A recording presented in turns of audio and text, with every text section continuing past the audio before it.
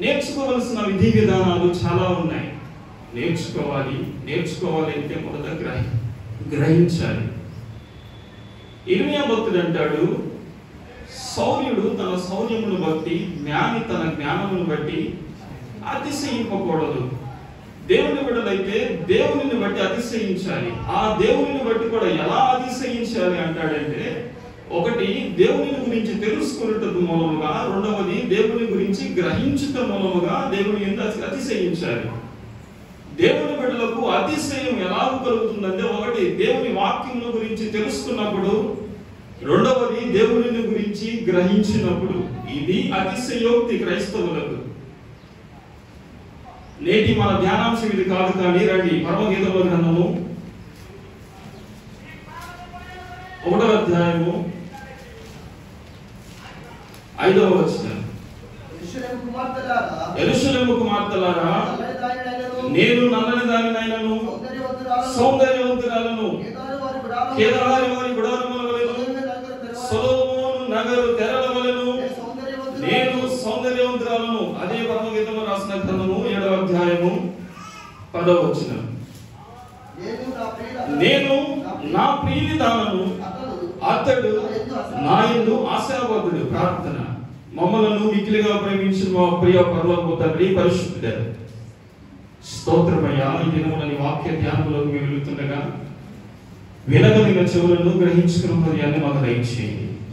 మానవుడు స్వరం మరుగు చేయండి, నీ స్వరం విడుదల చేయండి. 7వ ఆత్మాభిషేకంతో నన్ను ఎత్తి పట్టుకొని నీ బిడ్డలకు కావలసిన వర్తమానం ఈ దినమున మీరు బయలుపరచండి. నీకే వందనాలు, స్తోత్రాలు చెల్లించుకుంటూ యేసయ్య పరిశుద్ధ నామములో ప్రార్థన చేసి అడిగి వేడుకుంటున్నాము తండ్రి, ఆమేన్. చక్కగా దేవుని వాక్యాన్ని మనం ధ్యానం చేసుకుందాం. 10-15 నిమిషాలు, అంతకు మించకుండా నేను ఊహించడానికి ప్రయత్నిస్తాను. Just I'm saying I will try. నేను చెప్తుంది ఏంటంటే ప్రయత్నిస్తాను, జాగ్రత్తగా గ్రహించండి. రండి వాక్య భాగంలో మనం ధ్యానం చేసుకున్న అంశం. నేటి మన ధ్యానాంశం కేదారు వారి యొక్క గుడారము. ఏంటి? కేదారు వారి గుడారము. ద థింగ్స్ ఆఫ్ కేదార్ అంటారు. కేదారు గుడారము. సొలొమితి పరమగీతముల గ్రంథములో ఒక సంఘానికి సాదృశ్యముగా, దేవుడు యేసుక్రీస్తు ప్రభు వారికి సాదృశ్యముగా పోల్చబడ్డాడు. ఇక్కడ సొలొమితి యెరూషలేము కుమార్తెలకు తనను తాను పరిచయం చేసుకుంటూ తన యొక్క అందచందాలను వివరిస్తున్న క్రమంలో కొన్ని వస్తువులకు, కొన్ని ప్రదేశాలకు తన యొక్క అందాన్ని పోల్చి తన యొక్క సౌందర్యతను వివరించింది. ఆ పోలికలో సొలొమితి వివరించిన ఒక మాటను ఈ దినమున మనం ధ్యానం చేయబోతున్నాం. అదే పరమగీతముల గ్రంథం 1వ అధ్యాయం 5వ వచనంలో మనం చూసాం. యెరూషలేము కుమార్తెలారా, నేను నల్లని దాననైనను సౌందర్యవంతురాలను, కేదారు వారి గుడారము వలెను, సొలొమోను నగర తెరల వలెను నేను సౌందర్యవంతురాలను. ఇక్కడ మనం కానీ చాలా జాగ్రత్తగా చూసినట్లయితే సొలొమితి తన యొక్క అందాన్ని 2 ప్రదేశాలతోటి, 2 వస్తువులతోటి పోల్చింది. మొదటిది కేదారు వారి గుడారము వలె నేను సౌందర్యవంతురాలను అనింది. రెండోది సొలొమోను మందిరములో కట్టబడిన నగరంలో ఉన్న తెరల వలె నేను బహు సౌందర్యవంతురాలను అని వాడింది. ప్రభు చిత్తమైతే సొలొమోను నగర తెరల యొక్క విశిష్టత, ప్రాముఖ్యత మరొక రోజు మనం ధ్యానం చేద్దాం. నేడు సొలొమితికి ఉన్న అందము, సొలొమితి తన సౌందర్యాన్ని వివరించిన క్రమంలో కేదారు వారి గుడారములను ఉపయోగించవలసిన ప్రాముఖ్యత ఏమిటి? కేదారు వారి గుడారములు ఏమి మనకు నేర్పిస్తాయి? కేదారు గుడారముల నుంచి క్రైస్తవ జీవితంలో నేర్చుకోవాల్సిన పాఠములు ఏమిటి? నేడు మనం వెళ్ళి ధ్యానం చేసుకొని కొన్ని పాఠాలు, కొన్ని విషయాలు కేదారు గుడారముల నుంచి నేర్చుకునే ప్రయత్నం చేద్దాం. రండి.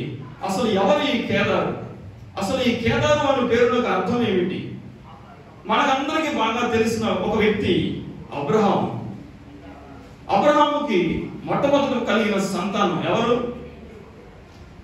మీకు అందరికి బాగా తెలుసు అనుకుంటాను. అబ్రహాముకి మొట్టమొదట కలిగిన సంతానం ఎవరు? ఇస్సాకా, ఇస్మాయిలా? ఇస్సాకా, ఇస్మాయిలా. నాకు 2 పేర్లు వినపడుతున్నాయి, అందుకే నేను మరలా అడుగుతున్నాను. ఇస్సాకా, ఇస్మాయిలా? మరలా రెండు కనపడుతున్నాయి నాకు. Don't try to put me in ambiguousness. ఇస్సాకా, ఇస్మాయిల్, it's not an obscure, it's very clear from the scripture. ఇది నిగూఢమైనది కాదు, బట్ చాలా వివరణగా బైబిల్ గ్రంథంలో రాయబడింది. వాళ్ళిద్దరికి కూడా 11 సంవత్సరముల తేడా ఉంది. 84వ ఏట ఇస్మాయిల్ పుట్టాడు, 100వ ఏట ఇస్సాకు పుట్టాడు. అబ్రహామునకు మొట్టమొదటి కలిగిన సంతానం ఎవరు? ఇస్మాయిల్. గుర్తుపెట్టుకోండి. ఈ ఇస్మాయిల్ పెరిగి పెద్దవాడైన తర్వాత వివాహం చేసుకున్నాక 12 మంది కుమారులను కన్నాడు. ఎంతమంది కుమారులను కన్నారు? 12 మంది కుమారులు ఇస్మాయిల్కి. ఈ 12 మంది కుమారుల పేర్లు ఆదికాండం 25వ అధ్యాయంలో మనం చూస్తాం. రండి, ఆదికాండము 25వ అధ్యాయము 13వ వచనం. ఇస్మాయిలు జ్యేష్ఠ కుమారుడైన 13వ వచనం. ఇస్మాయిలు జ్యేష్ఠ కుమారుడైన నెబాయోతు, కేదారు, అద్మాయేలు, మిష్బాము, మిష్పా, ధూమానమస్య, ఈ విధముగా 12 పేర్లు ఉంటాయి. ఈ చదువుతుంటే మంత్రాలు చదివినట్టు ఉంటాయి వాళ్ళ పేర్లు. ఎందుకు అంటే వారు ఇస్మాయిల్, వారి పేర్లు అలాగే ఉంటాయి. మహమ్మదీయులు. వీరికి ఇస్మాయిల్కు కలిగిన 12 మంది సంతానము కూడా 12 రాజ్యాలను ఏలే 12 రాజులుగా మారిపోయారు. ఈ 12 రాజుల్లో 2వ రాజు పేరు కేదారు. ఏం పేరు? గట్టిగా చెప్పాలి. ఇప్పుడు ఈ కేదారు అనే వ్యక్తి అబ్రహాముకి ఏమవుతాడు?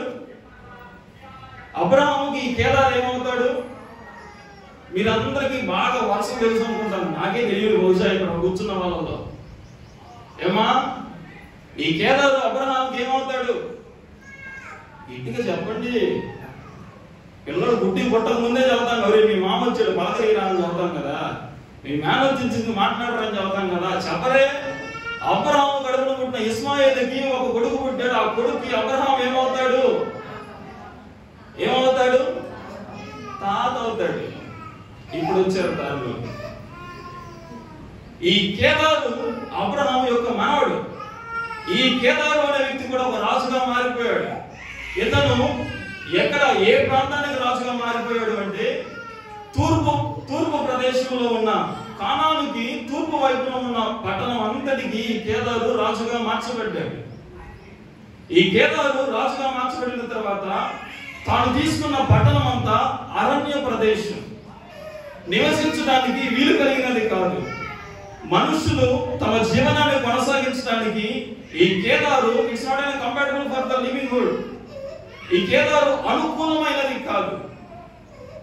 అందువలన ఈ కేదారులో నివసించే ఈ కేదారు జనాంగం ఏం చేశారంటే వారి దగ్గర ఉన్న మేకలన్నింటినీ చంపి మేకల మీద చర్మాన్ని తీసి ఆ చర్మాన్ని ఎండబెట్టి ఆ చర్మాల మీద ఉన్న హెయిర్ అంతా వెంట్రుకలంతా చివి ఆ వెంట్రుకల్ని ఒక అందమైన పనిగా అల్లారు. ఏం చేశారు? ఒక అందమైన పనిగా వెంట్రుకలన్నీ అల్లారు.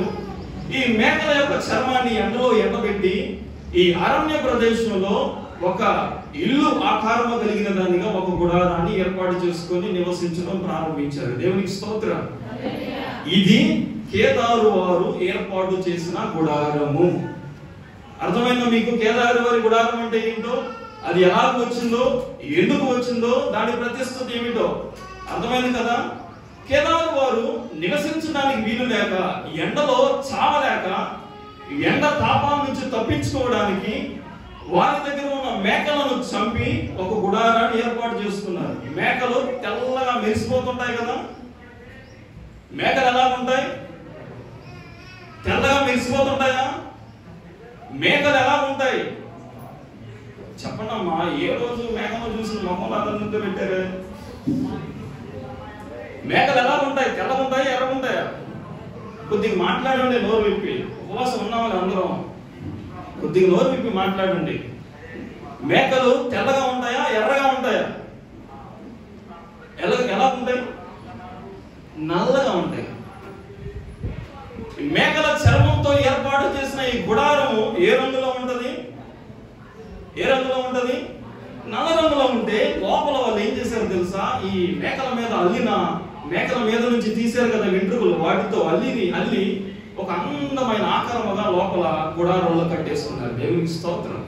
బయట నుంచి కేదారు వారి గుడారాన్ని కానీ మీరు చూస్తే, ఇంత నల్లని చర్మంలో ఎలా నివసిస్తారు అనుకుంటారు.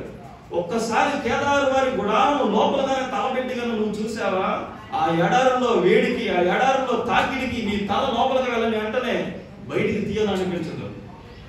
అందుకే స్వామి అంటుంది, నేను పైకి కనబడడానికి నల్లటిదాన్ని నేను మనుషుల యొక్క కనుదృష్టికి సరితూగిన దానిని కాకపోయినను లోపల అంతరంగంలో ఉన్న నా స్వభావం నా ప్రియునికి ఆశ పుట్టించినది. దేవునికి స్తోత్రం.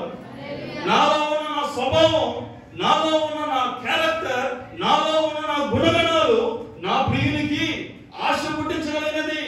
నేను నా ప్రియుని దానంలో అనడంలో ఏమాత్రం సందేహం లేదు. నేను నా ప్రియుని యందు ఆశ పుట్టించడానికి అనడంలో ఏమాత్రం సందేహము లేదు. నా ప్రియుడు నా యందు ఆశావాదుడు అనడంలో ఏమాత్రం సందేహము లేదు. ఈనాడు గ్రహించండి ప్రియమైన దేవుని బిడ్డలారా, సొలొమోనుని అనేక మార్లు మనం దేవుని బిడ్డలకు, దేవుని యొక్క సంఘానికి పోల్చుతూ ఉంటాం. ఈరోజు దేవుని సంఘాలు దేవునికి ఆశ పుట్టించేవిగా కనబడుతున్నాయా? నిత్యవరుడైన పెండ్లి కుమారుని యందు ఏమైనా సంఘమును గురించి ఆశ కనబడుతుందా? కేదారు వారి గుడారములో ఉన్న లక్షణాలు సంఘములో ఏమైనా ఉన్నాయా? దేవుడు పై రూపాన్ని గురించి అడగడం లేదు. నువ్వు నల్లగా ఉన్నావా, ఎర్రగా ఉన్నావా, ఆస్తి కలిగి ఉన్నావా, అంతస్తు కలిగి ఉన్నావా, ఉద్యోగం కలిగి ఉన్నావా, లేదా పేరు కలిగి ఉన్నావా, రాజకీయవేత్తగా మారావా, ఆస్తి అంతస్తులు నీకు ఉన్నాయా, అందచందాలు ఉన్నాయా, బంగారం ఉందా? దేవుడు నిన్ను అడగట్లేదు. నీ హృదయం ఎలా ఉంది అని అడుగుతున్నాడు ఈ దినమున. నువ్వు ఎడారిలో నివసించవచ్చు, గొర్రె చర్మముతో తయారు చేయబడిన గుడారములోనే నువ్వు నివసించవచ్చు. కానీ లోపల ఒక్కసారి నీ లోపల తొంగి చూస్తే నీ బ్రతుకు అందమైనదిగా కనబడుతుందా?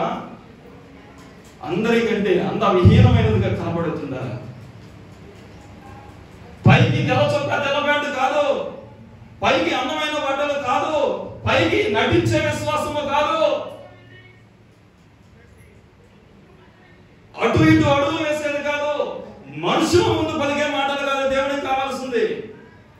సొలొమోను అంటుంది, పైకి నేను నల్లని దానను, ఈ నలుపు నాకు రావడానికి కారణం ఏంటంటే నా అన్నదమ్ములు నా ఎందు ఏం చూపారు, పగబట్టి నన్ను బయటికి నెట్టేస్తే నేను ఏం చేశాను? ద్రాక్ష తోటలకి కావలదానిగా మారిపోయాను. My skin was totally damaged. It became tan. Of course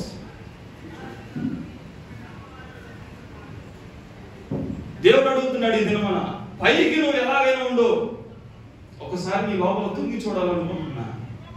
నీ హృదయం ఎలా ఉంది ఈరోజు? దేవునికి ఆశ పుట్టించేదిగా ఉందా నీ హృదయం? దేవుడు నీ ఎందుకు ఆశాబద్ధుడని నీ గుండెల మీద చెయ్యి వేసుకుని చెప్పగలరా? ఏం చేసుకోవడానికి నీ విశ్వాసం? ఎందుకు నీ అనుభవం? ఎవరిని మోసం చేయడానికి? దేవుని యొక్క వాక్యం మాట్లాడుతుంది, వేశ్యలకైనా పరలోకం ఉందేమో కానీ వేషధారులకు మాత్రం. ఒకరోజు కాకి పావురాన్ని చూసి బూడిద పూసుకుంది. ఎందుకు అంటే నేను కూడా పావురంలా కనపడాలి. పావురానికి ఇంటికి పిలిచి గింజలేస్తున్నారు, నాకు ఎవరు వేయట్లేదు, ఆ చచ్చిపోయిన శవాల మీద తిరుగుతున్నాను. నేను కూడా పావురంలాగా వాటిలో కలిసి తినాలనుకొని పొయ్యిలోకి వెళ్ళి బూడిదంతా ఒంటికి రాసుకుంది. ఒక ఆయన వేసాడు, గింజలు వేసాడు పావురాలకి. పావురాలన్నీ ఏమో చక్కగా నడుచుకుంటూ వెళ్ళి తింటాను. కాకి ఎలా నడిచిందమ్మా? కాకి నడవటం చూసారా? కాకి ఎలా నడిచింది? ఒక్కళ్ళ ముందుకు ఒక్కళ్ళ వెనక వెళ్ళి నడిచిందా? గెంతిద్దా? ఏం చేసింది కాకి? ఈ పావురాలన్నేమో చక్కగా నడిచి తింటున్నాయి, ఈ కాకేమో గింతుకుంటూ వస్తుంది. ఈయనకి ఏదో అనుమానం వచ్చింది, ఇదేంద్రా పావురాల్లో కొత్త పావురం వచ్చింది, ఈ జాతి పావురం నేను ఏడా చూడలేదు. పావురాలకు కూడా పగబట్టేశాయి. మనలోకి కొత్తది వచ్చి మనకేసిన ఎన్ని ఏం చేస్తుంది, తినేస్తుంది అని బాగా పగబట్టున్నాయండి. ఒకరోజు గింజలన్నీ వేస్తున్నా కూడా ఎలా పావురాలు వెళ్లకుండా వేచి చూస్తున్నాయి. ఈ కాకేమో అవి వెళ్తే గుంపులో పోయిందో పోయి కూర్చున్నామని చూస్తుంది, అయ్యేమో పోవటంలా. జరిగిన విషయం ఏంటంటే చిన్న తుప్పర్లు మొదలైనవి, వర్షం మొదలైంది. అప్పుడు ఈ పావురాలన్నీ ఏం చేసినాయంటే, ఆహా ఇదే మనకు సరైన టైము, మనం ఇప్పుడు వెళ్ళి తిందామని ఈ పావురాలన్నీ కూడా ఇప్పుడు వెళ్ళి ఆ గింజల మీద వాడిని. ఈ కాకి ఆకలి మీద ఉన్న పాపం దాని నుంచి ఎదురు చూస్తుంది, అవి ఎప్పుడు దూకితే నేను దూకుతామా, ఎప్పుడు వెళ్తే నేను వెళ్దామా, ఎప్పుడు ఈ గుంపు కదిలితే గుంపులో కలిసిపోదామని చూస్తుంది. ఈ గుంపు ఎప్పుడైతే కదిలిందో పక్కన ఆ చెట్టు మీద నుంచి ఈ గుంపులో కలిసిపోయింది. పైన వాన పడుతుందనే విషయం మాత్రం గుర్తించలేకపోయింది. వెళ్ళి దర్జాగా తింటుంది వాటిలో కలిసి. వాన జోరుగా పడుతుంది, మెండైపోయింది. పావురాలన్నీ అదే బూడిద రంగులో మిగిలిపోయినాయి, కాకి నల్లగా తేలింది వాటి మధ్యలో. దేవునికి స్తోత్రం. అప్పుడు గుర్తించాడు, జాగ్రత్త, వేసుకున్న బూడిద ఏదో ఒక రోజు రాలకపోదు, పూసుకున్న రంగు ఏదో ఒక రోజు ఓడకపోదు, చేసుకున్న పొరపాటు ఏదో ఒక రోజు బయటికి రాకపోదు. రహస్యమైన స్థలంలో చేసిన కార్యములు నిద్ర మీద ఏం చేయబడతాయి తెలుసా? చాటింపు వేయబడతాయి. బైబిల్ గ్రంథం మాట్లాడుతుంది, నేను కాదు. ఈరోజు సోలమితి పలుకుతున్న సాక్ష్యం, నా ప్రియుడు నా యందు ఆశాబద్ధుడు. ఏ సంఘం పలకదండి, ఏ సంఘం పలకగలుగుతుంది ఈ మాట? ఏ సేవకుడు పలకగలుగుతున్నాడు నేటి దినముల్లో ఈ మాట? నా దేవుడికి నేను ప్రీతికరమైన వాడినని, నా దేవుడికి నేను ఆశాబద్ధుడని, నా దేవుడు నా యందు ఆశ కలిగి ఉన్నాడని ఏ సంఘం సాక్ష్యం ఇవ్వగలుగుతుంది ఈ రోజుల్లో? ఏ సంఘము ధైర్యంగా చెప్పగలుగుతుంది నేను నా ప్రియునికి నచ్చిన దానను అని? సోలమితి మాట్లాడుతుంది, ప్రియునికి ఆశ పుట్టించేదానిగా నువ్వు నేను మారాలి. దేవునికి స్తోత్రం. కేదారు వారి గుడారానికి కొన్ని లక్షణాలు ఉన్నాయి. ఆ లక్షణాలు నీకు నాకు ఎప్పుడైతే వస్తాయో అప్పుడు నీ ప్రియుడు నీ యందు ఆశ కలిగి ఉంటాడు. నీ ప్రియుని యందు నీకు ఆశ కావాలి అంటే నువ్వేదో ₹1,00,000 ఐఫోన్ తీసుకెళ్ళి గిఫ్ట్ ఇవ్వాల్సిన అవసరం లేదు. అతను నువ్వు ఇంప్రెస్ చేయాలి అంటే నువ్వేదో చక్కని బట్టలు కట్టుకుని అతని ముందుకు వెళ్ళవలసిన అవసరం లేదు. వేలకు వేలు ఖర్చు పెట్టి మేకప్ పూసుకుని అతని ముందుకు వెళ్ళి కనపడాల్సిన అవసరము లేదు. చక్కని పరిమళ ద్రవ్యాలు నీకు పూసుకొని అతని దగ్గరికి వెళ్ళవలసిన అవసరము లేదు. రూతు వలె రాత్రి వేళ పోయి అతని కాళ్ళ మీద ఉన్న దుప్పటి తీసి అతని కాళ్ళ దగ్గర పడుకోవాల్సిన అవసరము లేదు. ఈరోజు నీ ప్రియుడు నీ యందు ఆశ కలిగి ఉండాలంటే నువ్వు కలిగి ఉండవలసిన కొన్ని లక్షణాలు ఈ కేదారు ఏమి మనకు నేర్పిస్తుంది? కేదారు యొక్క లక్షణాలలో నుంచి కొన్ని పాఠాలు ఈ దినం మనం నేర్చుకున్నారండి. చాలా విషయాలు కేదారు గుడారం మనకు నేర్పిస్తుంది. చాలా మంచి విషయాలు ఉన్నాయి కేదారు గుడారం నుంచి, చాలా ఏడుపు తీసుకొచ్చే విషయాలు ఉన్నాయి. అయితే కొన్ని ప్రాముఖ్యమైన విషయాలు, దేవునికి ఆశ పుట్టించే విషయాలు ఏది సంఘంలో ఉండాలో ఈ దినం మనం ధ్యానం చేసుకొని వాక్య భాగాన్ని ముగించుకున్నాం రండి. మొదటిగా కేదారు గుడారము దేవుని బిడ్డలకైనా కేదారు బిడ్డలకైనా ఎందుకు ఏర్పాటు చేయబడి ఉందంటే వారికి ఆశ్రయము కలుగు చేయడానికి. దేవునికి స్తోత్రం. కేదారు గుడారము ఎందుకు ఏర్పాటు చేయబడింది? ఎడారిలో ఆశ్రయము కలుగు చేయడానికి. It's a place of shelter, it's a place of refuge. ఈ ఆశ్రయము ఎలాగో కలిగించిందంటే ఎడారిలో మనకందరికీ తెలుసు చాలా ఎండ తాకిడి ఎక్కువ. రెండవది వర్షం వస్తే ఏ చెట్టు కిందకి మనం వెళ్ళలేము. అందుకే మన వాళ్ళ ఒక సామెత అంటారు, ఎడారిలో ఏ వృక్షము లేని చోట ఆమద వృక్షమే మహావృక్షంగా కనపడేదంట. ఆమదం చెట్టు కింద ఎప్పుడన్నా నీడ కనపడటం చూసారా? ఆమదం చెట్టు కింద నీడ పడింది ఎప్పుడన్నా? కానీ ఎడారిలో ఆ ఆమదం చెట్టే మహావృక్షం అని ఫీల్ అయిపోవాలంటే, ఎందుకంటే we cannot see the shadow anywhere. ఎక్కడ మనం నీడని చూడలేము. అటువంటి ఎడారిలో ఒక ఆమద వృక్షం మహావృక్షం అంటారు. అందుకే పెద్దలు ఇటువంటి ఎడారిలో ఈ గుడారం ఎందుకు ఏర్పాటు చేయబడి ఉందంటే ఒకటి నీడనివ్వడానికి. పాత నిబంధన గ్రంథంలో మనం కానీ గమనించినట్లయితే కీర్తనకారుడు మాట్లాడతాడు. 120వ అధ్యాయం 5వ వచనంలో కీర్తనకారుడు అంటాడు, నేను ఆశ కోల్పోయిన వాడినై గుడారములలో నుంచి బయటికి వచ్చి ఇప్పుడు ఎక్కడ నివసిస్తున్నాను అంటాడంటే కేదారు గుడారములో నేను నివసిస్తున్నాను అంటాడు. 120వ కీర్తన 5వ వచనం. అయ్యో నేను మెషకులో పరదేశినై ఉన్నాను, కేదారు గుడారముల యొద్ద కాపురముండుచున్నాను. చాలండి. పరదేశి అయిన వాడికి దిక్కు ఏమైంది? ఇప్పుడు ఏ ప్రదేశము పరదేశికి దిక్కుగా మారింది? కేదారు గుడారం. దేవునికి స్తోత్రం. విడనాడబడిన వారికి, వదిలివేయబడిన వారికి, మరణ భీతి కలిగిన వారికి ఒక ప్రదేశము ఏర్పాటు చేయబడింది పాత నిబంధన గ్రంథంలో. దాని పేరే సిటీస్ ఆఫ్ రెఫ్యూజ్ అంటారు, ఆశ్రయపురము అంటారు. సంఖ్యాకాండము 35వ అధ్యాయము 15వ వచనాన్ని మనం చూసినట్లయితే అక్కడ దేవుడు సెలవిచ్చాడు, నీ మోషే నీవు ఒక 6 ఆశ్రయపురములను నువ్వు కట్టాలి అని మాట్లాడాడు. మీరందరూ ఇక్కడ ఉన్నారనుకుంటున్నాను. ఎన్ని ఆశ్రయపురములు కట్టమన్నాడు దేవుడు మోషేని? ఎన్ని? 6. 3 యోర్దానునకు పడమర వైపు, 3 యోర్దానునకు తూర్పు వైపు కట్టు అన్నాడు. ఈ ఆశ్రయపురముల యొక్క ముఖ్య ఉద్దేశం ఏమిటంటే, ఇశ్రాయేలులో ఎవరన్నా ఒకడు తెలియక ఒకరిని చంపాడు అనుకో, ఎవడైనా తెలుసో తెలియక చంపేశాడు అనుకో, ఆ చంపబడిన వారి కుటుంబం చంపినోడి మీద పరిగెత్తుదా? చంపినోడిని వెంబడించుదా? వాడు బ్రతికితే వాళ్ళు ఊరుకుంటారా? వాళ్ళు ఊరుకోరు. మా కుటుంబంలో చంపావు కాబట్టి నువ్వు కూడా ఏమవ్వాలి? చావాలని వాడిని చంపేంత వరకు తిరుగుతారు. ఆ రోజుల్లో కక్షలు ప్రతీకారాలు మహా ఎక్కువ. ఈమె మోషే కూడా ఒక్కడు ఎవడో ఐగుప్తీయుడు ఇశ్రాయేలుని ఏదో అన్నాడని చెప్పి ఒక చేతు చంపి వాళ్ళని తీసుకుని బూడ్చిపెట్టి శవాన్ని కూడా కనపడకుండా బూడిద చేశాడు మోషే. అంతటి కోపస్తులు ఆ రోజుల్లో ఉన్న జనాలు. అందుకే అటువంటి పరిస్థితుల్లో ఉన్న వారికి దేవుడు సెలవిచ్చాడు, ఎవడైనా చంపి పారిపోవాలి అంటే వాడు ఎక్కడికి వెళ్ళాలో తెలుసా? ఆశ్రయపురంలోకి వెళ్ళాలి. Once if you enter into the cities of refuge, నీవు ఒకసారి ఆశ్రయపురంలోకి అడుగు పెట్టిన తర్వాత ఎవడు నీ మీదకి కత్తి ఎత్తకూడదు. దేవునికి స్తోత్రం.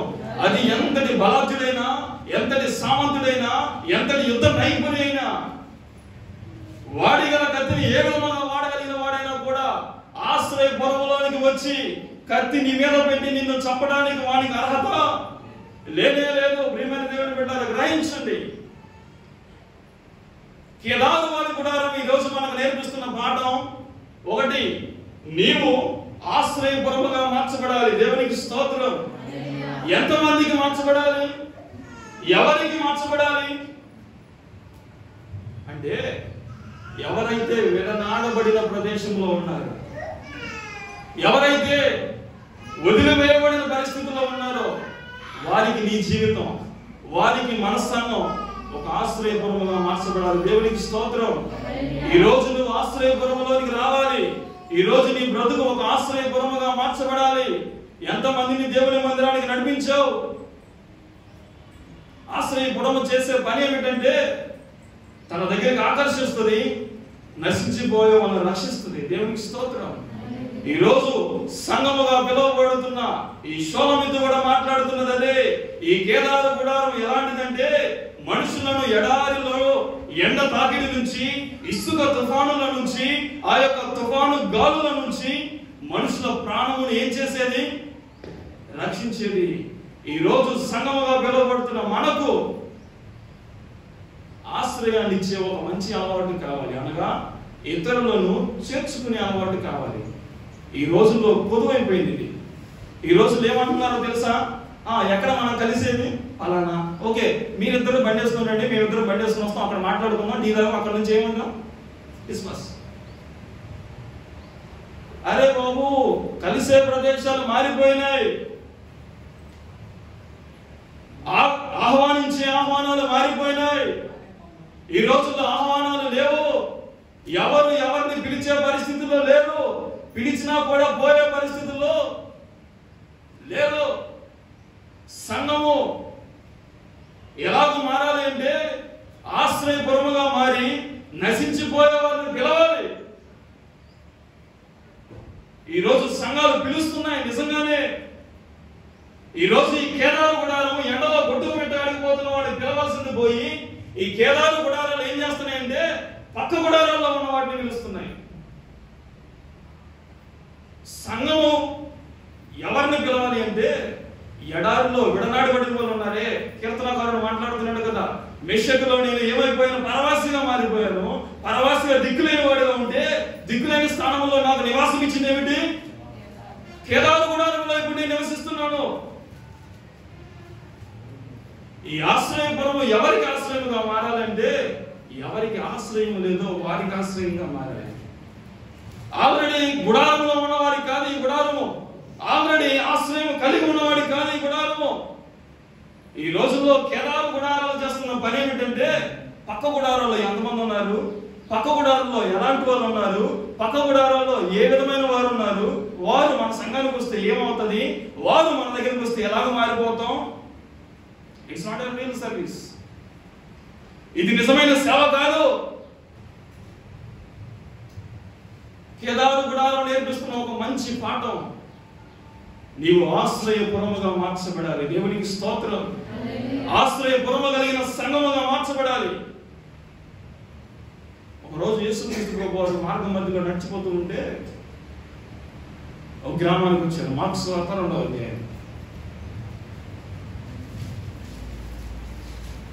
అధ్యాయం 3వ వచనంలో మనం చూస్తే ఎందరయ్యా? ఎందరు? ఎవరంటారు? కొందరు సమూహములో ఉన్న కొందరు పక్షవాయువు గలవాడిని నలుగురి చేత మోయించుకొని అమ్మా వీళ్ళకు ఉన్న పని ఏమిటి అసలు? ఎందుకు వచ్చారు దేవుని దగ్గరికి వీళ్ళు అసలు? ఈ కొందరు ఎవరు అక్కడ మెన్షన్ చేయలేదు. చేస్తుంటే ఎక్కడున్నారు చూసి దండ వేసి వాళ్ళకి సాల్వాలుగా సన్మానం చేసిన తప్పు లేదు. మనం ఆ నలుగురిని చూస్తాం ఎప్పుడు చూసినా. ఆ నలుగురిది కాదు ఇక్కడ విషయం. నలుగురిని ప్రేరేపించిన కొందరు ఉన్నారు వెనక. ఆ కొందరు ఎవరు? ఆ కొందరి హృదయ ఆలోచన ఏమిటో సంఘము తెలుసుకోవాలి. నేడు ఎందుకు పక్షవాయువు కలిగిన వాడి దగ్గరికి వెళ్ళారు, చూచారు, నలుగురిని పిలిపించారు, నలుగురి చేత మంచాన్ని పట్టించారు, క్రీస్తు మన దగ్గరికి తీసుకుని వెళ్ళారు. అక్కడ ఖాళీ లేక అంత తండోపతండాలుగా నిండిపోయి ఉంటే ఒక ఐడియా ఇచ్చి పైన పెంకులు తీయించి ఎందుకు దింపించారు? వారి మనసులో ఉన్న కాంక్ష ఏమిటి? వారి మనసులో ఉన్న ఆలోచన ఏమిటి? దేవుని దగ్గరకు నడిపించాలి. దేవునికి స్తోత్రం. నశించిపోతున్న వాడిని, మంచాన పడ్డ వాడిని, రోగిష్టిని, రోగంలో ఉన్న వాడిని ఎక్కడికి తీసుకుని రావాలి? ఆశ్రయపురములోకి చేర్చాలి. దేవునికి స్తోత్రం. ఇది సంఘానికి ఉండవలసిన మంచి అలవాటు. ఈ రోజుల్లో సంఘ బిడ్డలు ఒకడు ఎవరన్నా అనారోగ్యంతో పోతే పోయాడు, పురుగులు పెట్టిపోయాడు, ఒకటిపోయింది, దరిద్రం అంతా అనుకుంటారు. బంధువులే, చుట్టాలే దైవజనుడిని పిలిపించి ప్రార్థన చేయించకపోగా ఎలాగ మారిపోయారో తెలుసా? తిట్టుకొని తొందరగా చావమనేవాడిగా మారిపోయారు. నువ్వు అనుకుంటున్నావు నా ఇంటి పక్కల చాలా మంచోళ్ళు ఉన్నారు, మా అన్నదమ్ములు చాలా మంచోళ్ళు, మా పుట్టింటోళ్ళు చాలా మంచోళ్ళు, మంచి ప్రేమ చూపుతున్నారు అనుకుంటావు. ఒకసారి హాస్పిటల్కి పోయి 2 లక్షలు అప్పుడు ఏం మాట్లాడతారో చూద్దాం.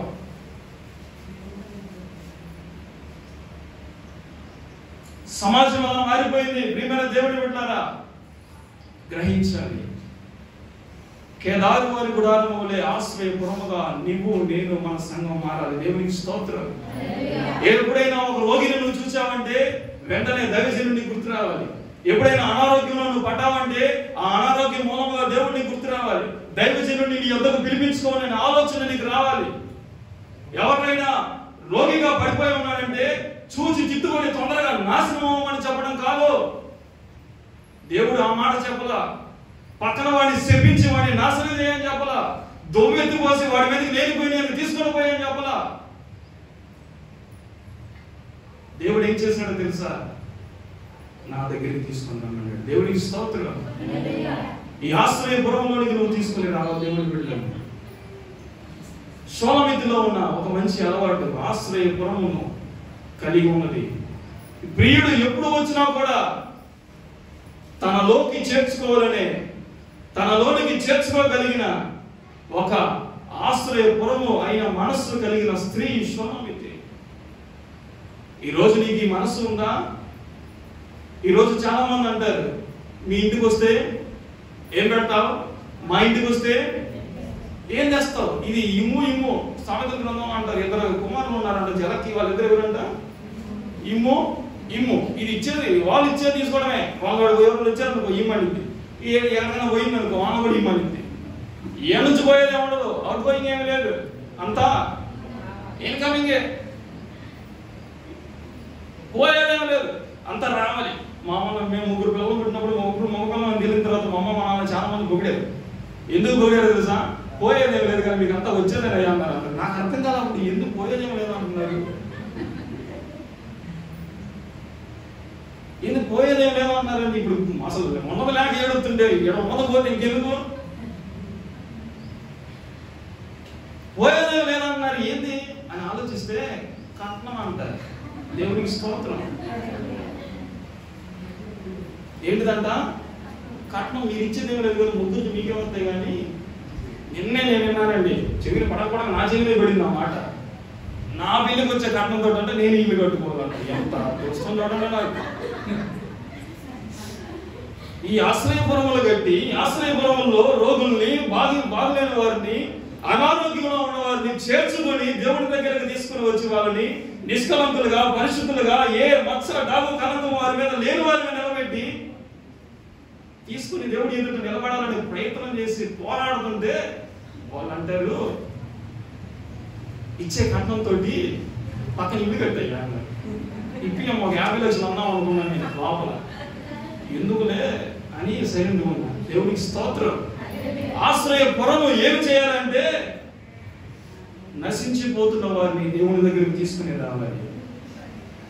ఈరోజు ఆది అపోస్తుల సంఘం ముందుకు కొనసాగుతుందా, ఆగిపోయిందా గ్రహించాలి. ఆది అపోస్తుల సంఘం ఆశ్రయపురము కలిగిన లక్షణాలు కలిగి ఉందా లేదా గ్రహించాలి. ఆశ్రయపురముగా నువ్వు మారావా? ఎంత మందిని దేవుని దగ్గరకు నువ్వు నడిపించావు, ఎంత మందిని దేవుని వైపు నువ్వు ఆకర్షించావు, ఎంత మందికి దేవుని గురించి స్వార్థను బోధించావు. యెరూషలేము కుమార్తెల దగ్గరికి వెళ్ళి సొలొమోను మాట్లాడుతుంది, నేను నల్లనిదానను అయినను సౌందర్యవంతురాలను. నా సౌందర్యము పైకి కనబడేది కాదు, నా సౌందర్యము డబ్బులో కనబడేది కాదు, నా సౌందర్యము జనములందరికీ కళ్ళకు కనబడేది కాదు. నా సౌందర్యం ఆత్మ సౌందర్యము. దేవునికి స్తోత్రం.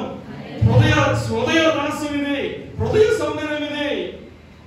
ఈరోజు సంఘము పైకి ప్లాస్టిక్ లేకపోయినా, పైకి గోడలు సరిగా లేకపోయినా, కనీసం తినడానికి ఉన్నా లేకపోయినా, కనీసం ఆ సంఘంలో పైన స్లాబు కప్పు ఉన్నా లేకపోయినా, దేవుడు ఎవరిని అడగట్లా. సంఘము లోపల ఉన్న పరిస్థితి ఏమిటి అంటున్నాడు దేవునికి స్తోత్రం. సంఘము ఆశ్రయపురముగా ఉందా?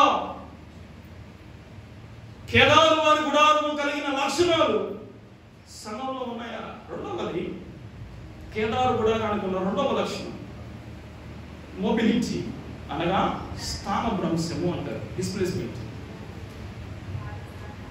కదిలే స్వభావం. It's easy to carry to anyway. ఎక్కడికైనా దీనిని తీసుకెళ్ళడం చాలా సులభం. ఏముంది, 4 పక్కల 4 కర్రలు బీగేయడం, ఆ మేక చర్మాన్ని చుట్టేయడం. నీళ్లు తడిపామంటే మేక చర్మం ఏమైపోయింది, మెత్తబడిపోయింది. చుట్టేయడం, కట్టకట్టుకోవడం, ఇల్లుకోవడం. దేవుడు ఎక్కడ కూడా వేసుకోమంటే మళ్ళా ఆడ మళ్ళీ 4 పాతుకోవడం, మళ్ళా ఎండబెట్టుకోవడం, సరి చేసుకోవడం, లోపల వల్ల అందంగా అల్లుకోవడం. రెండో కేదారు వారి గుడారాలు మనకు నేర్పిస్తున్న రెండో విషయం, క్రీస్తు కొరకు నువ్వు ఎక్కడికైనా నడిచే బిడ్డగా మారాలి. దేవునికి స్తోత్రం. ఈరోజు క్రీస్తు కొరకు నడిచే బిడ్డలు చాలా తక్కువైపోయారు. మొన్న పాస్టర్ ఒక మాట అన్నాడు, దావీదు ఆ రోజు కాబట్టి కృపాక్షేమములు నా వెంట వస్తున్నాయి అన్నాడు. ఈ రోజుల్లో కృపాక్షేమాలు వెనక మనుషులు పరిగెడుతున్నారు అన్నాడు. ఏంటి వెనక పరిగెడుతున్నారు? కృపాక్షేమాలు వెంట పరిగెడుతున్నారు మనుషులు. కుర్రోని పాస్టర్ గారు అడిగారు, అయ్యా ఎందుకు వస్తున్నా మందిరానికి, ఈ రోజు మందిరానికి రాలేదు నువ్వు, ఏంది సడన్ గా ఇచ్చేది నీళ్ళంటే, నేను వస్తుంది దేవుడి కోసం కాదు కండి, నేను వస్తుంది కృప కోసం అన్నాడట. ఎవరి కోసం? దేవుడి కృప కోసం కాదు, ఆ మందిరంలో ఉన్న ఒక కృప అనే అమ్మాయి కోసం వస్తున్నాడు ప్రార్థనకి. నేను వస్తుంది దేవుడి కోసం కాదు, నీ కోసం కాదులేండి పాస్టర్ గారు, నేను వస్తుంది ఎవరి కోసం? కృప కోసం. మందిరానికి వస్తానంటే పెళ్లి చేసుకుంటానని చెప్పిందంట, బాప్టిజం తీసుకుంటే పెళ్లి చేసుకుంటానని చెప్పిందంట. తండ్రి ఏమంటారు? ముంచే మాటలు. జాగ్రత్త ప్రియమైన సహోదరుడా సహోదరి, విన్నది ప్రతీది వాస్తవమని సత్యమని మోసపోకు. నిన్ను నిజముగా ప్రేమించేది నీ తల్లి నీ తండ్రి దేవుడు తప్ప ఎవరు నిన్ను నిజముగా ప్రేమించే వాళ్ళు ఎవరు లేని లోకంలో. మోసపోకు. ఆ విధంగా మోసపోయిన వాళ్ళు అనేకులు. కేదారువాడు గురాడం మాట్లాడుతుంది ఈరోజు, దేవుడి కొరకు మనం ఎక్కడ నుంచి ఎక్కడికైనా వెళ్ళాలి. ఎటువంటి పరిస్థితులైనా, అది ఎటువంటి వాతావరణం అయినా దేవుడి కొరకు నడిచే స్వభావం విశ్వాసులకు కావాలి. దేవునికి స్తోత్రం. ఈరోజు నువ్వు దేవుడి కొరకు నడుస్తున్నావా? ఇల్లు కట్టక ముందు ప్రార్థనకు బాగానే వచ్చు, పెళ్లి చేయకముందు ప్రార్థనకు బాగానే వచ్చు, జబ్బులో ఉన్నప్పుడు ప్రార్థనకు బాగానే వచ్చావు, బాగలేనప్పుడు ప్రార్థనకు బాగానే వచ్చావు. అన్ని పోయినాయి కదా, అప్పులన్నీ దిగినాయి కదా, గుడిసి కొద్ది 3 అంతస్తులు బిల్డింగ్ అయింది కదా, ఖాళీ మెడ ఏమైపోయింది, 3 గుడిసెలు కలిగిన మెడగా మారింది కదా. ఇప్పుడు ఎందుకు బుధవారం ప్రార్థన, ఇప్పుడు ఎందుకు శనివారం ప్రార్థన? ఒడ్డిపోయావా? అమ్మో అమ్మో పక్కనురా, అసలేం కష్టమయ్యా. దేవుని కొరకు నడుస్తున్నావా? ఆగిపోయావా? నడిచే విశ్వాసంలో ఉన్నావా? ఆగిపోయే విశ్వాసంలో ఉన్నావా? మంచిదే అమ్మా, నువ్వు పని చేసుకుంటున్నావు, అందరూ పని చేసుకుంటున్నారు. పని లేని ఆడమనిషి ఎవరైనా ఉన్నారా ఈ లోకంలో? చెప్పండి. పని లేని ఆడమనిషి ఎవరైనా ఉంటే కొద్దిగా చేయత్తమ్మా, మీకు నేను ఒక మంచి పేరు ఇచ్చి మీకు సన్మానం చెప్తాను. ఏమా పని లేని ఆడమనుషులు ఎవరైనా ఉన్నారా? అయ్యా మేము సుఖంగా ఉన్నాం, మా ఇంట్లో ఉన్న వాళ్ళు ఎవరైనా ఉన్నారా? ఎవరు ఉండరు. అందరికీ ఉంటాయి పనులు, కానీ దేవుడిని వెంబడించే మనసు నీకుంటే నువ్వు దేవుని దగ్గరికి వస్తావు. దేవునికి స్తోత్రం. దేవుడితో నడవాలనే మనసు నీకుంటే నువ్వు దేవుని మందిరానికి వస్తావు. దేవుడి దగ్గర రాకుండా ఎలా జరిగింది కార్యం? దేవుని మందిరంలో అడుగు పెట్టకుండా ఎట్లా వచ్చింది నీకు ఆరోగ్యం? దేవుడితో నువ్వు నడవకుండా ఎలా వచ్చింది దీవెన నీకు? దేవుని దగ్గరకు నువ్వు రాకుండా, దేవుడితో నీ మనసుని ఏకం చేసుకోకుండా ఎలా దీవెన ఆశీర్వాదాలు నీ కుటుంబంలో అడుగు పెడతాయి? కేదారు గుడారం నేర్పిస్తున్న రెండో విషయం, దేవుని కొరకు ఎక్కడ నుంచి ఎక్కడికైనా నువ్వు నడవాలి. కొంతమంది నడుస్తారండి, నడిచేటప్పుడు మధ్యలో స్పీడ్ బ్రేకర్లు వేసుకుంటారు. వీళ్ళు ఎలా నడుస్తారు? కొద్దిసేపు బాగా నడుస్తారు, ఒక ఆదివారం స్పీడ్ బ్రేకర్ లాగా స్కిప్ చేస్తారు సింపుల్ గా. వారాన్ని నెలకు 4 ఆదివారాలు అయితే 2 ఆదివారాలేమో మందిరానికి, 2 ఆదివారాలేమో బయట మందిరానికి. అది ఎక్కడంటే పొలంలోనో రోడ్ల మీద పనికి. 2 ఆదివారాలు వస్తాం, ఆ 2 ఆదివారాలు పోయిన దానికి జరుగు కొట్టుకుంటుంది. ఈ వచ్చిన ఆశీర్వాదం వాటికి సరిపోద్ది, ఇంట్లో మిగిలిన ఆశీర్వాదం ఏమీ ఉండదు. దేవునికి స్తోత్రం. ఒరే బాబు, ఏది నాకు దీవెన లేదు, ఏది నాకు ఆశీర్వాదం లేదంటే సరిపోయింది. అంతా సగం సగం సిరి సగం అంతా ఏమైపోయింది? అంతా తోకం అయిపోయింది, లెవెల్ అయిపోయింది. పోయిన ఆదివారం మానుకున్న దానికి, అంతకుముందు ఆదివారం దేవుని మందిరానికి వచ్చిన దానికి అంతా ఏమైపోయింది? ఈ ఆదివారం తెచ్చుకున్న శాపం, ఆదివారం తెచ్చుకున్న దీవెన ఏమైపోయింది? కొట్టివేయబడింది. నీకు మిగిలింది దీవెన. నువ్వు సంపాదించింది దేవుని దగ్గర నుంచి. ఎడతెగని విశ్వాసం మనకు కావాలి. దేవునికి స్తోత్రం. ఎక్కడికైనా, ఏ ప్రదేశానికైనా, ఏ సమయమైనా దేవుని కొరకు నడవగలగాలి. ఈరోజు దేవుని కొరకు నువ్వు నడుస్తున్నావు. అపోస్తలుల కార్యాలు 2వ అధ్యాయం మనం చూస్తే మనకు మన అపోస్తలుడు కనపడతాడు. అతను ఎవరంటే ఇథియోపియా దేశంలో ఒక రాణి క్రింద కోశాధికారిగా పనిచేస్తున్న వ్యక్తి, మంత్రి. ఈయన ఇథియోపియా దేశం నుంచి యెరూషలేముకి ఎందుకు వెళ్ళాడో తెలుసా? లెక్కలు చూసుకోవడానికి కాదు, రాజును బాగరించడానికి కాదు, వారి ఇరువురి మధ్య సంధి చేయడానికి కాదు. యెరూషలేముకి ఎందుకు వెళ్ళాడంటే ఆరాధించుటకు వెళ్ళాడు. దేవునికి స్తోత్రం. ఈరోజు కొద్దిగా 4 అడుగులు దేవుని మందిరం దూరం అయితే మందిరంలో కనపడరు, పలసపడిపోతారు విశ్వాసం. ఎక్కడ నుంచి ఎక్కడికి వెళ్ళాడో గమనించు. ఈ మంత్రి ఇథియోపియా దేశం నుండి యెరూషలేము వెళ్ళాడు. దేవునికి స్తోత్రం. ఈరోజు దేవుని కొరకు నువ్వు నడవగలగాలి, దేవునితో నువ్వు నడవగలగాలి. హానోకు దేవునితో 300 సంవత్సరాలు నడిచిన వాడే దేవునితో ఎత్తబడ్డాడు. నడిచే విశ్వాసంలో నువ్వు రావాలి. 3వది, కేదారు వారి కూడా మనకు నేర్పిస్తున్న ఒక పాఠం సహవాసం. దేవునికి స్తోత్రం. హెబ్రోన్ ఫెలోషిప్, సహవాసం. ఈ ఆశ్రయపురంలో 6 ఉన్నాయి కదా, ఇందాక మీకు నేను చూపించాను. సంఖ్యాకాండం 35వ అధ్యాయం 11 నుంచి 15 వచనాల్లో ఈ ఆశ్రయపురాలు 6లో ఒక దాని పేరు హెబ్రోను. దేవునికి స్తోత్రం. దేవునితో సహవాసము చేయనది. ఈరోజు కేదారు గుడారం ఎందుకు వాళ్ళు ఏర్పాటు చేసుకున్నారంటే, ఈ ఇస్మాయిల్లో ఈ తెగ సాయంత్రం అయ్యేసరికి లేదా ఉదయం పని అయిపోయిన తర్వాత ఎండ వచ్చేసరికి ఇంట్లో నుంచి బయటకు వచ్చి అందరూ కూడా ఒక గుడారంలో చేరి కథలు చెప్పుకొని సంతోషంగా పాటలు పాడుకొని నవ్వి ఆనందించి ఒకరితో ఒకరు ఏమవుతారో తెలుసా? సత్సంబంధం కలిగి ఉంటారు. దేవునికి స్తోత్రం. ఈ కేదారు వారి గుడారం ఈ రోజు నేర్పిస్తున్న 3వ పాఠం సహవాసం. దేవుని బిడ్డలకు కావలసిన సులక్షణం సహవాసం. The friendship between the believers and between humanity and the divinity. మనుషుల మధ్యను, మనుషులు మరియు దేవుని మధ్యను ఏమి కావాలి? సహవాసం కావాలి, బంధము కావాలి. మనుషులతో సరైన సంబంధంలో ఈరోజు నువ్వు ఉన్నావా? సంఘంలో ఎంతమంది విశ్వాసులు ఉన్నారు గ్రహించు. అందరితో నువ్వు మంచిగా మాట్లాడుతున్నావా? ఆదివారం వచ్చి అందరిని పలకరిస్తున్నావా? కనీసం నవ్వుతున్నావు మకాన? ఏమైంది? కొద్దిగా పొలు చూపిస్తే ఏం కాదు కదా. ఏమైపోయింది? ఏమి కాదు కదా. ఏ రోజు నా మందిరానికి వచ్చి పక్కన వాడిని పలకరించి, అమ్మ బాగున్నావా, ఎట్లా ఉన్నావు, పోయిన ఆదివారం వచ్చావు కదా, ఎలా ఉంది, సాక్ష్యం చెప్పావు కదా, మీ ఇంట్లో బాగుందని అడిగావా? అంత లోతులోకి వెళ్ళావా? అటువంటి సహవాసం నీకుందా సంఘంలో? లేదు. ఈరోజు కేదారు వారి కూడా నేర్పిస్తుంది. అటువంటి సహవాసం కలిగిన బిడ్డగా మనం మార్చబడాలి. దేవునికి స్తోత్రం. నువ్వు ఎవరన్నా కానీ బయట లోపల అందరితో, ప్రతి ఒక్కరితో ఎలా ఉండాలో తెలుసా? మంచి సహవాసంలో ఉండాలి. 2వది, you should have intimacy with God. దేవునితో కూడా నువ్వు ఏం కలిగి ఉండాలి? ఇంటిమసీ.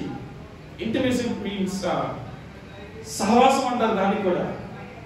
ఈ సహవాసంలో intimacy and the relationship. What's the difference between intimacy and relationship means? ఇంటిమసీలో మధ్యలో ఏమాత్రం గ్యాప్ ఉండదు. రిలేషన్షిప్ లో తెలిసి గ్యాప్. ఒకరికి మధ్య మనల్ని అంటారు కదా, అమ్మో వాళ్ళిద్దరు చూడండి ఎక్కడ తిరుగుతున్నారు, వాళ్ళిద్దరి మధ్యలో పొల పెట్టడానికి కూడా సొందులే మాత్రం తిరుగుతున్నారు అంటారు. That's the intimacy. సంఘము దేవునితో ఎలా ఉండాలంటే, ఏ ఒక్కడు వచ్చి కూడా మధ్యలో పొల పెట్టలేని దానిగా ఉండాలి. ఏ మనిషి వచ్చినా కూడా దేవుని సంఘాన్ని విడదీయనిదిగా ఉండాలి. ఎటువంటి పరిస్థితుల్లోనైనా సంఘాన్ని ఎడబాయనిదిగా దేవుణ్ణి వదిలిపెట్టనిదిగా మారాలి. అప్పుడు నీ ప్రియుడు నీ యందు ఏమి కలిగి ఉంటాడో తెలుసా? ఆశాబద్ధుడు. దేవునికి స్తోత్రం. హల్లెలూయా. నాలుగవది కేదారు వారి గుడారం నేర్పిస్తున్న పాఠం అడాప్టబిలిటీ. ఎటువంటి పరిస్థితులైనా ఇది భరించగలదు. సంఘానికి ఉండవలసిన 4వ లక్షణం భరించే స్వభావం. ఎంత ఎండైనా, ఎంత గాలైనా, ఎంత తుఫానైనా, ఎంత ఇసుక తుఫానైనా, సుడిగాలైనా కూడా కేదారు వారి గుడారం ఎడారిలో అలాగే నిలిచి ఉంటది. ఎండైనా భరించింది, వానైనా భరించింది, చలైనా భరించింది, ఇసుక తుఫాన్లు వచ్చినా భరించింది. దాని లోపల ఉన్న వారికి మాత్రం ఏమీ కానీ దేవునికి స్తోత్రం.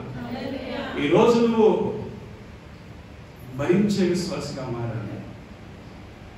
కొంతమంది కొన్ని కష్టాలు రాగానే ఎగిరి పడిపోతారు. ఏమి అవదు, నువ్వు ఎగరడం ద్వారా, నువ్వు ఏడవడం ద్వారా ఏమీ చేసుకోలేవు. దేవుడి దగ్గరకు వచ్చి మొరపెట్టి భరించు. తుఫానులను ఆపగలిగిన దేవుడు నా దేవుడు. దేవునికి స్తోత్రం. మనుషులు పెట్టే నొప్పి నీకు తగలకుండా మార్చగలిగిన వాడు నా దేవుడు. భరించే పెట్టిన నువ్వు మార్చబడాలి. నువ్వు భరిస్తే నిజముగా భరించేది నువ్వు కాదు, నీ భారం మోసేది ఎవరో తెలుసా? దేవుడు. దేవుని స్తోత్రం. 55:22 ఏ గ్రంథము? ఈ భారం యెహోవా మీద మోపుము, ఆయనే నిన్ను ఆదుకొనును. దేవునికి స్తోత్రం. చాలా సంతోషం. ఒక రోజు ఒక చిన్న వచనం అన్న చెప్పారు. దేవునికి స్తోత్రం చెప్పుకుని అందరూ ఒకసారి మీకు మీరు అన్న చప్పట్లు కొట్టుకోండి, గట్టి కొట్టుకోండి అమ్మ చప్పట్లు అన్న.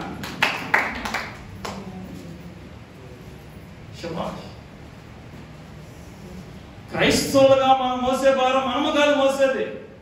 ఎవరో తెలుసా నీ భారాన్ని మోసేది? 2024 సంవత్సరాల క్రితం ఈ లోకానికి వచ్చి ఆకాశానికి భూమికి మధ్యలో 3 మేకుల మధ్యలో వేలాడి నువ్వు నేను చేసిన తప్పుల వరకు, పాపాల వరకు శిలువలో బలి అయిపోయి నోరు తెరవని గొర్రెపిల్ల ఎలాగో మౌనంలో ఉంటుందో అదే విధంగా మౌని అయి అపోస్తలుల పౌలు బోధించిన విధంగా శాపగ్రాహిగా మార్చబడి తనను తానే రిక్తునిగా చేసుకొని తను తానే అప్పగించుకొని నా భారమును మోసి శిలువలో ఏమయ్యాడో తెలుసా? మరణానికి అప్పగించబడ్డాడు. మరణపు ముళ్ళను గెలచి 3వ దినమున మరలా తిరిగి లేచిన సజీవుడు నా దేవుడు. దేవునికి స్తోత్రం. నువ్వు కాదు మోసేది నీ భారం, నువ్వు భరిస్తావంటే నీ భారాన్ని మోసే దేవుడు నా దేవుడు ఉన్నాడు. ఆయన దగ్గరకు రా, ఆయన మీద వెయ్యి. నీ భారములన్నీ నీ మీద నుంచి తీసివేసి నీకు విశ్రాంతి కలుగు చేయవాడు నా దేవుడు. ఈరోజు గ్రహించిన ప్రియమైన దేవుని బిడ్డారా, షోలమితి మాట్లాడుతుంది, నేను నల్లని దానినైనను బహు సౌందర్యవంతురాలను. ఎలాంటి సౌందర్యం అనాలంటే కేదారు వారి గుడారముల వలెను సొలొమోను నగర తెరల వలెను నేను సౌందర్యవంతురాలను. అదే షోలమితి మాట్లాడుతుంది, నా ప్రియుడు నా యందు ఆశాబద్ధుడు. ఈరోజు షోలమితి ప్రియుడు షోలమితి యందు ఆశ కలిగి ఉండటానికి కలిగిన కారణాలు ఏంటో మనం తెలుసుకున్నాం కేదారు గుడారంలో నుంచి. ఈరోజు నీ ప్రియుడు ధవలవరుడు, రత్నవరుడు, నిత్యవరుడు ప్రభు అయిన యేసుక్రీస్తు ప్రభువారు. ఆయనకు నీ యందు ఆశ పుట్టాలంటే కేదారు వారి గుడారం ఎటువంటి సౌందర్యతను, ఎటువంటి అందాన్ని కలిగి ఉందో ఈరోజు సంఘముగా పిలువబడుతున్న నువ్వు నేను కేదారు అందాన్ని అలంకరించుకోవాలి. దేవునికి స్తోత్రం. కేదారు సౌందర్యాన్ని నువ్వు నేను అలంకరించుకోవాలి. ఎప్పుడైతే కేదారు సౌందర్యత నీకు నాకు వస్తుందో నా ప్రియుడు నా యందు ఏమవుతాడో తెలుసా? ఆశాబద్ధుడిగా మారిపోతాడు. He will be impressed automatically if I have the characteristics what I testify. నువ్వేమి చేయకుండానే అతడు నీ యందు ఆశ కలుగుతాడు. అతనికి నీ యందు ఆశ పుట్టింది. మనుషులకు ఆశ పుట్టించడానిగా ఉన్నావేమో. ఈ రాత్రి ఈ దినమున దేవుడు మాట్లాడుతున్నాడు, దేవుడికి నీ యందు ఆశ పుట్టాలి. దేవుడు నీ యందు ఆశ కలిగిన స్థానంలో మార్చబడాలి. అటువంటి గొప్ప ధన్యత దేవుడు నాకును, మాకును, మీకును, మన సంఘానికి దేవుడు అనుగ్రహించిన గాక. ఆమేన్. ప్రార్థన. పరిశుద్ధుడానికి స్తోత్రం. ఈ దినమున ప్రభువా షోలమితి మాట్లాడిన విధముగా నా ప్రియుడు నా యందు ఆశపడ్డాడు. నేను పైకి నల్లని దాన్ని నేను సౌందర్యవంతురాలని మాట్లాడుతున్నాను. నా సౌందర్యత ఎలాంటిదంటే కేదారు వారి గుడారం వలెను, సొలొమోను నగరుల తెరల వలెను నేను సౌందర్యవంతురాలని మాట్లాడాను. ప్రభా, ఈ దినమున కేదారు గుడారంలో ఉన్న ప్రతిష్టమైన కొన్ని విషయాలు తెలుసుకోవడానికి మీరు చూపిన కృపను బట్టి మీకు స్తోత్రం. ఆ లక్షణాలు కలిగి మేము కూడా కేదారు వంటి సౌందర్యతను మేము అలంకరించుకుంటే మా ప్రియుడైన నీవు మా యందు ఆశ కలిగి ఉంటామని దినమున మీరు మాతో మాట్లాడారు. అయ్యా, ఎంతవరకు ప్రభువా ఎవరిని నీ దగ్గరికి నడిపించలేకపోయారు. నడిపించలేకపోవడమే కాదు, నేనే నడవలేకపోయాను. అయ్యా, మంచి సహవాసంలో నేను ఉండలేకపోయాను. అయ్యా, సహవాసంలో ఎడతెగగా నీవు ఉన్నవాడావు, కానీ అన్ని ఎడబాట్లే నా సహవాసంలో ప్రభువా. అయ్యా, భరించే స్వభావం నాకు కావాలి. ఇటువంటి లక్షణాలు నాకు మా కుటుంబానికి అనుగ్రహించమని చదవడం వాక్యాన్ని నీరు కట్టి మీరు ఫలింపచేయండి. నీకు మహిమ ఎంత ప్రభావం ఆరోపించండి. యేసయ్య పరిశుద్ధ నామములో ప్రార్థన చేసి అడిగి వేడుకొంచున్నాము తండ్రి. ఆమేన్.